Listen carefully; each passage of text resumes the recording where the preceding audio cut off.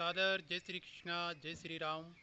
प्रिय सज्जनों, YouTube channel Ramesh Shukla NGH के माध्यम से आज पुनः सत्संग की पावन बेला में हम आप सब लोग अपना समय सार्थक करने जा रहे हैं।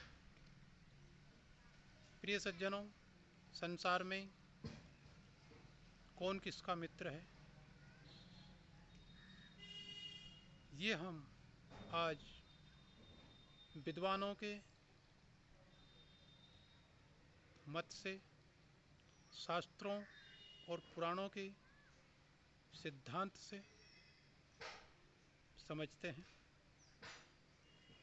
प्रिय सज्जनों, कहते हैं विद्या जो है वो प्रवासी का मित्र है। आपके पास विद्या रूपी गुण है, आपके अंदर विद्वत्ता है, तो आप प्रवास में अर्थात बाहर हैं, आप यात्रा कर रहे हैं, तो यात्रा में भी आपके अंदर अगर विद्या रूपी गुण है तो वहाँ आपके साथ कोई नहीं हो, आप अकेले हो। फिर भी आप अकेले होते हुए भी अकेले नहीं हैं, क्योंकि विद्या रूपी मित्र आपके साथ सदैव साथ है। आप अपनी विद्या के बल पर वहाँ अगणित मित्र, अगणित चाहने वाले आपके मिल जाएंगे, क्योंकि आपके पास जो विद्या रूपी धन है वह धन जो कार्य नहीं करता है वह विद्या रूपी धन कार्य करता है। जो मित्र कार्य नहीं करता है उस मित्र से भी अच्छे स्तर का कार्य आपकी विद्या करती है, आपकी योग्यता करती है। अच्छी योग्यता, अच्छी विद्या सर्वत्र आपकी मित्रता उत्पन्न कर देती है, आपके मित्रों का संग्रह कर देती है। इसलिए प्रवास में सर्वत्र सब जगह विद्या आपका मित्र है। जिस घर में, जिस परिवार में आप निवास करते हैं, उस घर परिवार में आपका मित्र कौन है? उस घर परिवार में, गृहस्थ आश्रम में आपका मित्र जो है वह पत्नी है, स्त्री है। स्त्री से आप मित्रवत रहिए, और पत्नियों को भी चाहिए कि वो भी अपनी पति से मित्रवत व्यवहार करें, क्योंकि जो बात हम किसी से नहीं कहते हैं वो बात भी हम अपने मित्र से कह देते हैं। उसी तरह जब हम पत्नी से और पत्नी पति से मित्रवत व्यवहार करती है तो भी अपनी सारी बातें वह मित्रवत अपने पति से, पति अपनी पत्नी से कह देता है। और दोनों के बीच में कोई दूरियां, कोई छुपाव भी नहीं होना चाहिए। जहाँ छुपाव होता है, जहाँ मनभेद होता है, जहाँ मतभेद होता है, वहाँ संबंध खराब हो जाते हैं। वो संबंध ज़्यादा समय के लिए स्थिर नहीं रह पाते हैं। इसलिए घर परिवार में पति पत्नी को मित्रवत व्यवहार करते हुए गृहस्थ आश्रम के सुख को भोगते हुए और अपने परिवार का पालन, संचालन, उन्नति और प्रगति की ओर अग्रसर होना चाहिए। परिवार में रहकर सदैव अपने बच्चों को, अपने परिवार के लोगों को संस्कार, सभ्यता, संस्कृति और धर्म से और अच्छे कर्मों से हमें जोड़ना चाहिए। यही हमारी गृहस्थ आश्रम में रहने की सबसे अच्छी शिक्षा है। रोगग्रस्त व्यक्ति का मित्र कौन है?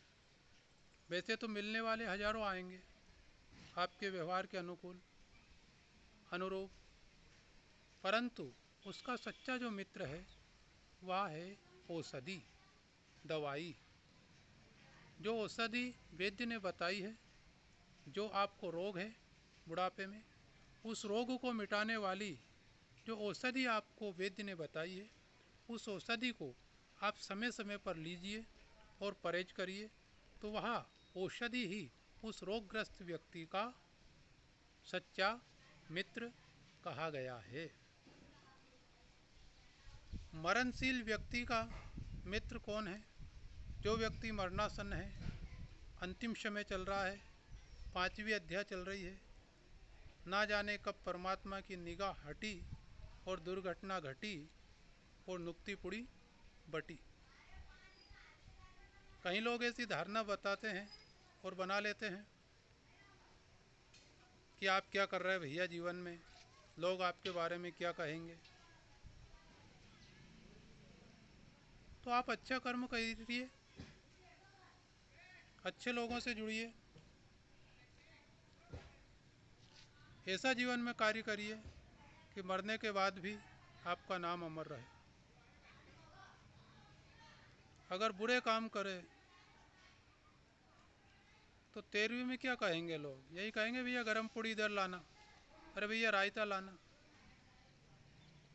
और भी बहुत सी बातें कहेंगे।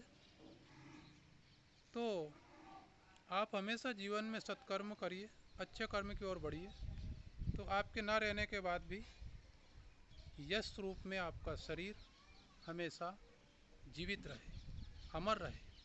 आपके जाने के बाद भी आपकी कीर्ति समूची विश्व में फैली रहे।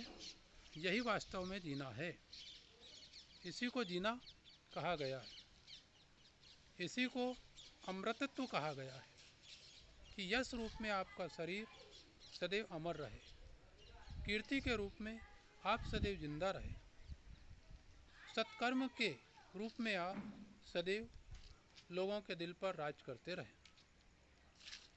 तो मरणासन व्यक्ति का जो मित्र है उसको शास्त्रों में धर्म कहा गया है। मरणासन व्यक्ति को संसार से अपना मन हटाकर, माया मोह से अपना मन चित्त बुद्धि को हटाकर, अपना मन और अपना ध्यान, अपनी बुद्धि एकात्म कर कर और धर्म में लगानी चाहिए और ईश्वर के भजन में अपना मन लगाना चाहिए। संसार में रहते रहते इतना समय हो गया, संसार को आपने बहुत कुछ दिया और संसार ने भी आपको बहुत कुछ दिया होगा, परंतु अब ना तो लेने की आवश्यकता है और ना देने की आवश्यकता है। अब तो सिर्फ आपको ईश्वर से एकात्म होने की आवश्यकता है। संसार के सभी मायावी विश्लेषणों को छोड़कर परमात्मा में ध्यान को एकात्म करने की आवश्यकता है। आपका ध्यान, आपका मन, आपकी बुद्धि, आपका चित्त, आपका अहंकार, ये सारी चीज़ें अगर अब परमात्मा की ओर बढ़ती है तो आपका जीवन सफल है, जीवन लेना सार्थक है। तो आप अंतिम समय अपना ध्यान पूर्ण रूप से परमात्मा की ओर लगाएं, उसके भजन में लगाएं, उसकी कथा लीलाओं में लगाएं और संसार से, पुत्र से, कलत्र से, परिवार से, स्त्री से, पति से, सबसे अपना मन हटाएं और हरि में अपना मन लगाएं, तो आपका मरण भी सुधर जाएगा। भले आप जीवन नहीं सुधार पाए, परंतु अंतिम समय भी आपके पास मौका है, आप अपना मरण सुधार सकते हैं। जय श्री राधे, जय श्री राम, जय श्री